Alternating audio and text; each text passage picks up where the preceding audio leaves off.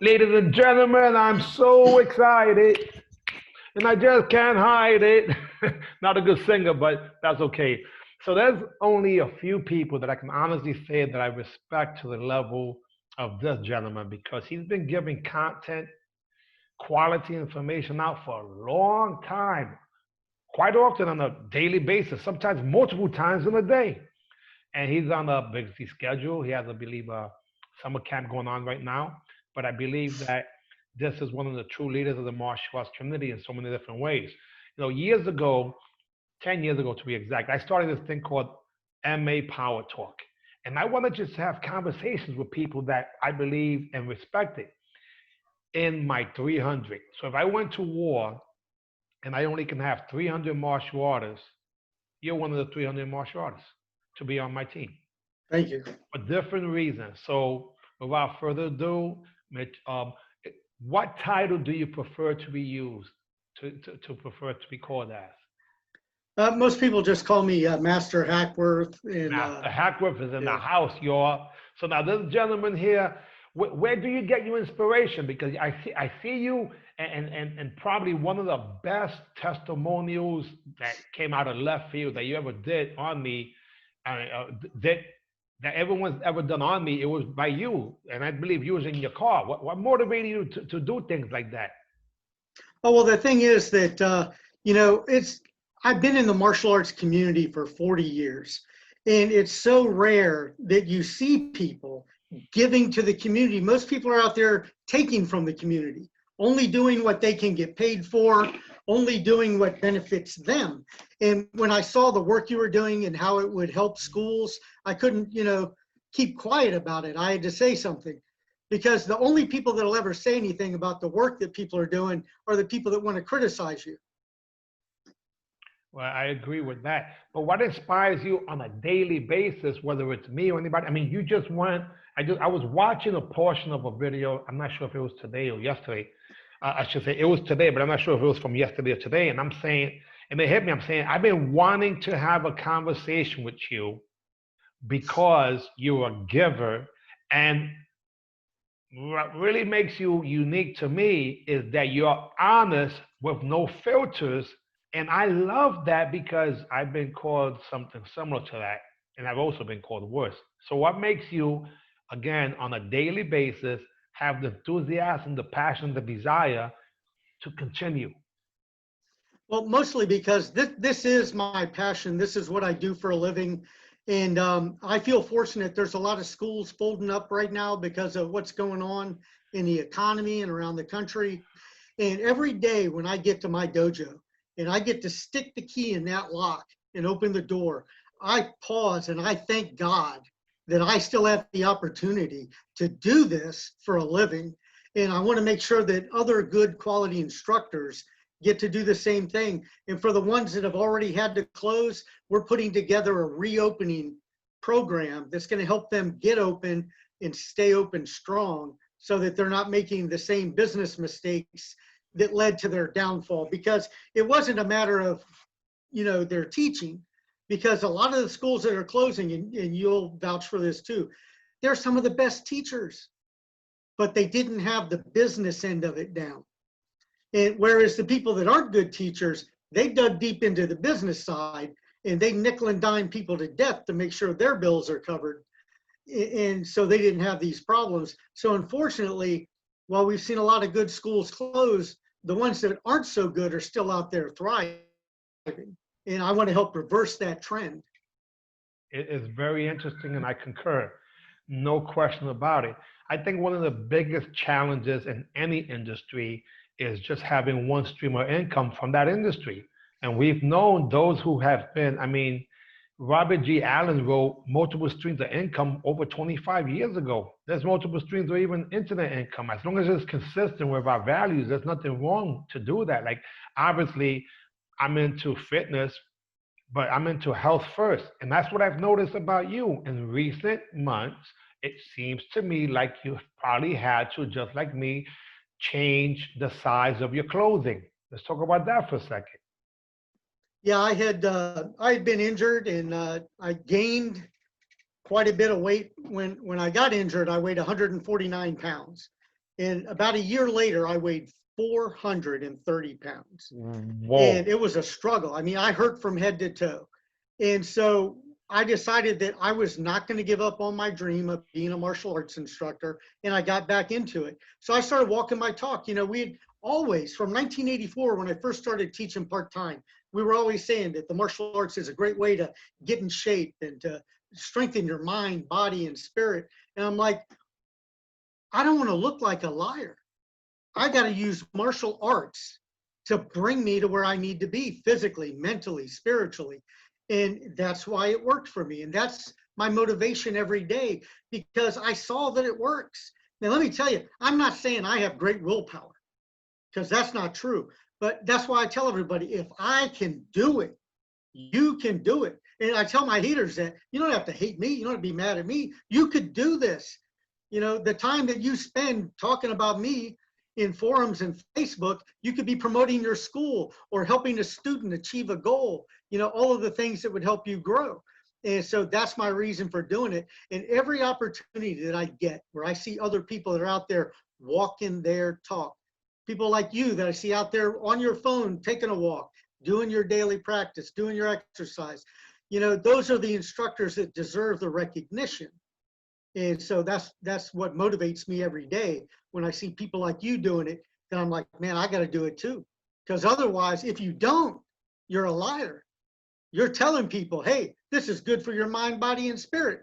Well, sensei, if it's good for my body, why are you 60 pounds overweight? You know, and so that's why I do it. I walk my talk. Well, it's still so commendable because realistically, we all have excuses why not. And to me, it seems like you had a huge excuse of why not. And that's what happens with a lot of people. It's probably, I think, the biggest disease is excusitis that's being running rampant, and people are drinking it all day. They're drinking that excusitis, really, should say, Kool-Aid. But I must say that one thing was really frustrating for me in particular. Maybe you can elaborate on it, but I remember I was training 3 times a day, really trying harder, and I wasn't losing weight. The scale was going up. I was gaining muscle, but I wasn't losing the fat. And what happened with me was I came to the conclusion that my strategy was faulty, even though I tried it harder. For 90 days, I trained, obviously, when you say it now, you know, it's overtraining 3 times a day, which is crazy. But I was on a mission to fight at the Battle of Atlanta, trying to keep my reputation as a competitor. And I wanted to make sure I kept adding to my highlight reel because, just like you mentioned, the haters, they're the biggest fans, and that's the reason they're haters. And I know that by having the highlight reel and adding onto it would just make them be angrier, which might motivate me more, and everybody would benefit from that. But in other words, I was training hard, it wasn't working. Have you ever ran to that wall where you was trying something that didn't work and you had to figure it out? Yeah, I think sometimes we all hit plateaus and setbacks. And the hardest part is either to readjust to make sure that you break the plateau, because you got to figure out why you're at the plateau. And sometimes it's overtraining, sometimes it's a change in diet, sometimes it's a lack of sleep. And people really underestimate how important sleep is to the whole process. And I just think that I'm always somebody trying to study something. You know, I feel like if I'm not doing something studious, that I've wasted my day. And people are amazed at like the number of books that I buy and read. You know, you'll find me every day, an hour a day I read, and then an hour a day I write. And I tell people, because they ask me like, how do you write so much? I said, I write 8 to 10 pages a day. You know, I have a little log that I keep track of topics, and I'm like, I feel like writing about this today, and I'll sit down and I'll hammer out, you know, 8 pages of something. But I'm gonna let these aspiring writers know and share this tip with you. I cheat, and I'm so ashamed because a lot of people would call it cheating, and I felt like it, and I wasn't open about it. But I'm gonna come clean on your show. I'm not a good writer, so I write about things I know about. That way, it sounds like I'm a good writer because I'm an expert on the topic. But what I do is I like to get on my phone and I go to the voice to text and I talk about what I want to write about into an email. And then I email it to myself and I copy and paste that into a document to edit to be the 8 to 10 pages of stuff. Because if you sit there on your keyboard trying to work the little magic with your fingers and think about it, it doesn't come out as smooth as if you just act like you're talking to a friend. And so that was my secret to getting all the writing done. And I started doing that when I worked for one of the billing companies. I've worked for a few of the billing companies. And so one of them, when I got a phone that would allow me to do voice to text for emails, I started doing that. And I started outperforming the other writers there. And next thing I know, they let go of this writer and that writer, and I was covering it. So, and then I found myself, wait a minute, they used to pay three people to do what I'm doing, but I was so efficient at it because of this little cheat trick on doing the writing.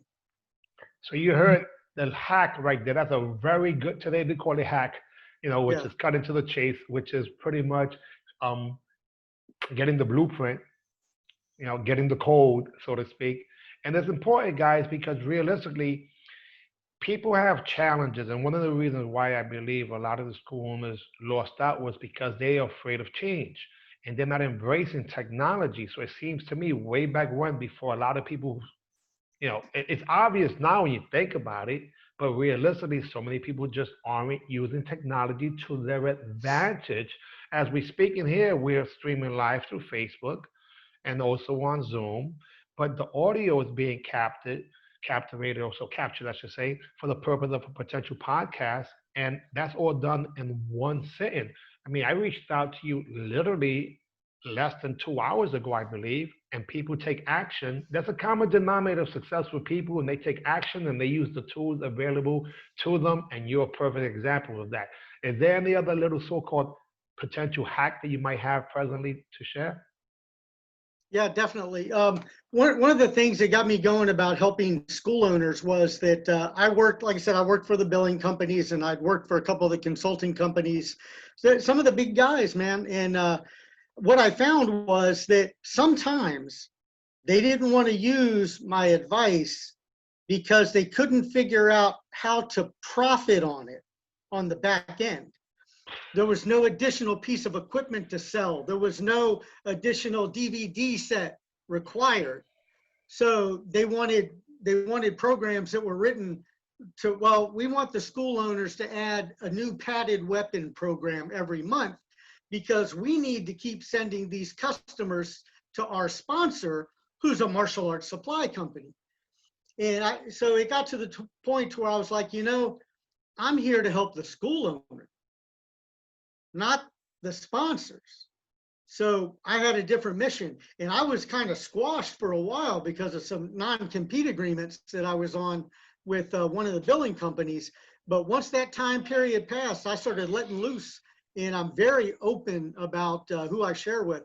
And what's funny is, I don't know if you're aware of this, or maybe some of the listeners, but I read, write, and speak Korean. And so, and I met a lot of the Korean school owners when I worked for one of the billing companies, and they knew that I was the person writing their newsletters, that writing their ads and things. So they stayed in touch with me. And when I left the company, I had a guy call me. He's like, hey, I noticed that the quality of the stuff has gone down in recent months. Are you feeling well? I'm like, I'm feeling great, but I don't work there anymore. And so of my mentoring clients, the people, the school owners that I work with, that are clients of mine, my typical client profile, or what they call avatar, is a Korean school owner over the age of 60 with 2 to 5 locations. Wow. So you just said a mouthful there, and you're one of those unsung heroes that are not trying to be anything but help. So with the intentions of sharing and empowering the leaders, you figure a lot of people will benefit, and vicariously it'll make you feel great when they're doing wonderful and impacting communities and having people make good decisions to get home safe, which is what I believe is probably the most important thing, especially being a Right. parent and grandparent.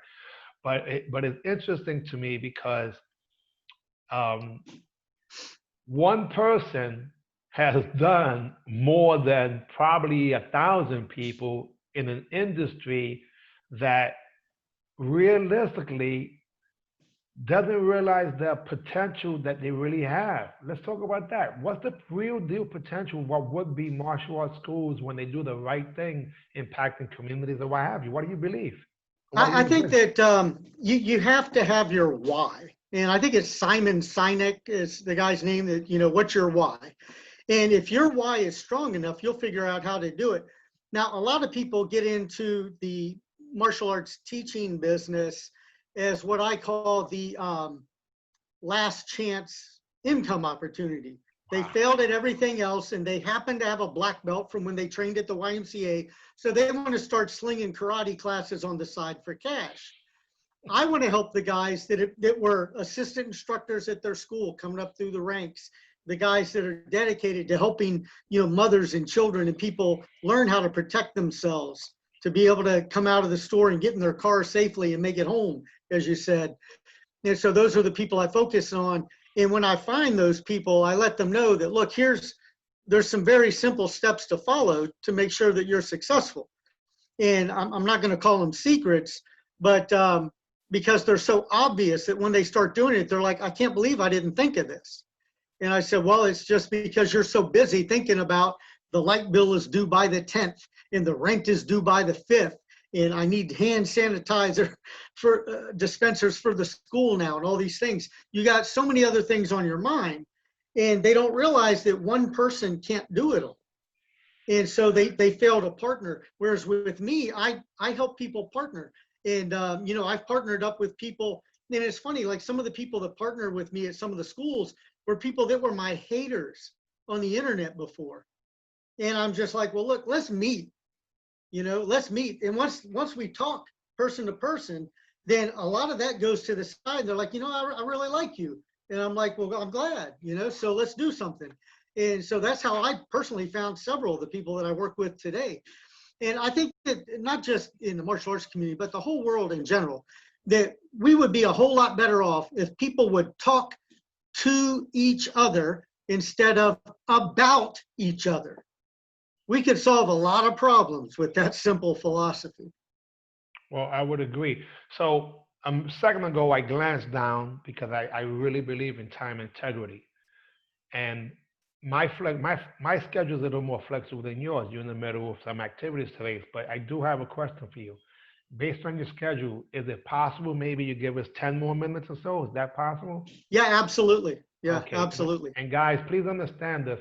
Time integrity is something that I learned as a martial arts instructor. When we assume it's okay to end the class 5 minutes late, you don't realize that has a progressional down spiral towards the day of that parent who is in between probably multiple tasks. So I always ask people, and I learned this from Tony Robbins, time integrity was very, very, very important because regardless of what we get, we don't get time back. So I appreciate that. Let's talk about that for a second. Why not? Time. Let's talk about time and timing because we are going through some crazy times, but there's also a timing for something that possibly can help people. Well, I tell you, for me, I live with my day planner. I schedule everything out. As a matter of fact, in Thanksgiving weekend every year, I make my yearly schedule. What I'm going to do 365 days of the following year is done before Black Friday. So keeping that schedule is what keeps me on track, and I write my goals into the schedule. If this is something I want to do, I put this is the day I'm going to start. And then every week there's another step that I take to finish that. And I push that through. And same thing with my school schedule. And, with our school, our students know that we test on a schedule based on the curriculum, just like college. The teacher doesn't go, man, my rent's due. We're going to have a final exam next week. Everybody get your money in. You know what I mean? So we do it on a system so that people can track their progress, because feeling the progress is the biggest retention tool you have. If they don't feel like they're making progress, guess what? They're not going to stay. And so I feel that that's very important. And then you were talking about time integrity earlier. I'm I'm not the best with technology. And I was ready to throw my iPhone because I was trying to get into the Zoom system and it wasn't working from my iPhone. So I'm like, you know what? I got backup technology. Let me get on the laptop. Let's make this happen. And I felt it was such a privilege to get that message from you this morning, inviting me to the show. And I'm like, let me get on here before he changes his mind. That's why I said today, because, I definitely want to be a part of what you do. And you're talking about like being out there and like the tournaments and stuff, there's probably maybe 2 people in the martial arts industry that don't know your name. That's it, because you built such a strong reputation on the tournament circuit, nationally and internationally, in one of the toughest areas. Because I hate to sound like I'm showing favoritism, but I know the competition in the state of New York, up in the Northeast, is a whole lot higher than it is in the Southwest or the Midwest. And I'm not saying that to like choose sides. It's just a fact. Well, let me tell you something. I honestly feel I stand on the shoulders of giants. That's what it is, right? It's a matter of your mentorship and your association. And I was very fortunate to have one of the greatest martial artists of all time, Supreme Grandmaster Sang Soo Tiger Kim, as the role model when I did Taekwondo starting April 19th, 1976. And so that was the standard. But then years after, when I got into what would have been open competition, to learn how to do fakes and footworks and angles from, rest in peace, Joe Lewis of all people. I mean, come on, how much better can you get than that? Then learning how to blitz from someone like Billy Blanks, and then learning how to do a dive bomb, rest in peace, of someone like Steve Nasty Anderson. Combine that with being brought up in Spanish Harlem, and then I moved up to a better neighborhood called the South Bronx, which is crazy when you think about it. But all those things and all those reasons, I believe, is why I make sure I make them shine. I don't want these people, whether they're here physically or not to feel good about what they shared with me, because I believe, as we all know, we're vessels. And when someone shares information with us, you get good at what you teach. So how can I not share when somebody else did share? Let's talk about that for a second, because I believe what you just said is something within the same line. Well, I think that, like yourself and what I do, that a lot of that is we came up under the philosophy of you got to pay it forward. If somebody did you a favor, you got to pay that forward through your teaching, through your work. And the reason that I have experience about, like what I talked about, the quality of the tournaments and stuff up in your area, was that I used to go every year at John Jay Law College. They had a tournament called the Big Apple Classic. It was a Taekwondo tournament put on by Grandmaster Gregory Glover. And I would see guys there and I'm like, man, they could pick the national team from the people at this tournament. They wouldn't have to go anywhere else because the competition level was that high. Different environment, and no question about it. The only challenge that I found opened up my school professionally back in 1988, and it was crazy because I was sponsored by American Airlines, but I was 2.5 months behind rent. And for those of you who know, you can't be 3 months. You could be 2.5 months, but not 3 months in many cases, And that being the case, I had to shut up and listen to those people who obviously knew more about what would be running a successful school than I did. So I did. And what the ad said was you could double your gross in 90 days. And I was like, that sounds pretty cool. If I can double my gross in 90 days, I won't have to be a victim, and prove all my haters right that I was going to be a failure. Having a double storefront martial arts school in the Bronx when everybody was on the second floor, third floor, in the basement, around the block, in the park, whatever, wherever it was. And I did that. I shut up for 90 days, and I did exactly as they said, with no deviation whatsoever. I would ask questions that were pertinent to the question, to the subject matter. And I went from 50 students, September of 1988, to 150 students, December of the same year, and won a bunch of accolades as being the most achieved new school in the nation. And at that point, what was interesting was that we were actually charging a little more, but providing a lot more service. Because when I first started teaching karate, I thought it was about kicking and punching. I didn't know it was about all that other stuff, because when I did train in Taekwondo, I was so young. I was 10, 11 years old. So to me, I was in it for the flash. So my question to you based on that is, what made you even go the professional route when we were being judged as being commercial? Right? Commercial. Yeah, well, I tell people that I firmly believe that there's a difference between being commercial and being professional. And if you're a person of integrity and you're going to charge money for what you do, your students deserve a professional. And so that's my approach to it. And where I look at commercial means that they'll do whatever it takes to make the money. But professional is they're going to give the best service they can possibly give to earn their money. And I think that's the difference in the application. It's so interesting because I've been preaching, and I'm sorry to say, and some people that hear it as preaching, there's a difference between commercial and professional, no question about it. And I always believe that you can't make money. That's called counterfeiting if you make money. You can only earn it. And the only way to earn it, I believe, is to give the service, and then you get a percentage of what you actually give, because we don't get back the 100% that we give. People have never seen those days where you closed the door and you had to deal with whatever situations in life were, and nobody saw that. You had to keep your best foot forward and your smile. But do you honestly believe that there's another profession better for you than what you're presently doing? No, I don't think so. Like I said, it's my passion. And for me, I started as a part-timer. I was still active duty U.S. Army and had visited a school in Orlando, Florida, and had worked out with them and became one of the assistant instructors there for every now and then that I would be home on leave and then back to Korea. And what happened was the instructor got to a position to where he was going to have to give up teaching for health reasons. And I'm like, you know what?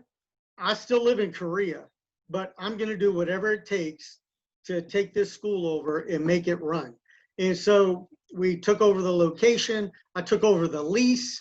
And my wife thought I was crazy. She's like, how are you going to manage this from 14,000 miles away? And I said, well, we have some quality black belts here that are going to take up their leadership rights and positions and perform it, and we're going to manage it. And I was flying back from Korea every 3 months to sit in on color belt testing once a year for the black belt test. And we did that until I got off of active duty in 1992 and was then in the reserves. So that was my passion for it. And I remember one of my first instructors, a lot of people don't know this, when I was an exchange student in Japan, was a guy named Masoyama, who was Korean by birth, and they would speak Korean in the home. And I was taking Korean as a foreign language at Waseda University in Japan. And he told me about the early days when he first started teaching that nobody had any money after World War II and in the early 50s. So he used to teach in an open area behind the cafeteria at Tokyo University. And the reason he taught there was because he worked in the cafeteria. And he took the job at the cafeteria because they would feed him. That's how tight things were. And then later, as things got better financially, he got a building and moved up. So how did he get things better financially? A lot of people aren't aware of this. He took a job through Antonio Inoki as a professional wrestler called Mr. Togo, and traveled the world as a professional wrestler to make the money to build the Kyokushin Empire. Very few people have any idea that ever went on. And now those of you who heard that just learned. And that's my point, guys. Listen, so I'm not gonna take any more of your time, but I'm gonna ask you a question. Do you think it's possible for us to do this again in the future? Because I don't believe we touched the tip of the iceberg, and I believe honestly that the world needs to know a lot of information that you have. Hopefully, we can spread it. Oh, well, absolutely. It would be my honor to be on your show again. I sincerely appreciate the opportunity. It's my pleasure. Hopefully I pronounced it right, but can't say that. Thank you. Hey guys, listen. So you just heard from Master Richard Hackworth, and this gentleman, I can honestly say, is a kindred spirit.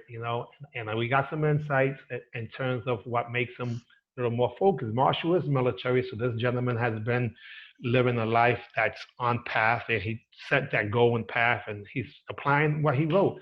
And all I have to say is that there's a lot of great people in the martial arts world, but these are my 300. If I went to war and all I had was 300 martial artists of all time, Master Hackworth, you're one of them. I really appreciate it. Only other thing I want you to do, if you don't mind, when I say AB, you say see ya, and we'll be out of here. AB, See. see ya, we out of here. Thank you very much, sir. God bless and best wishes. Thank you. Thank you.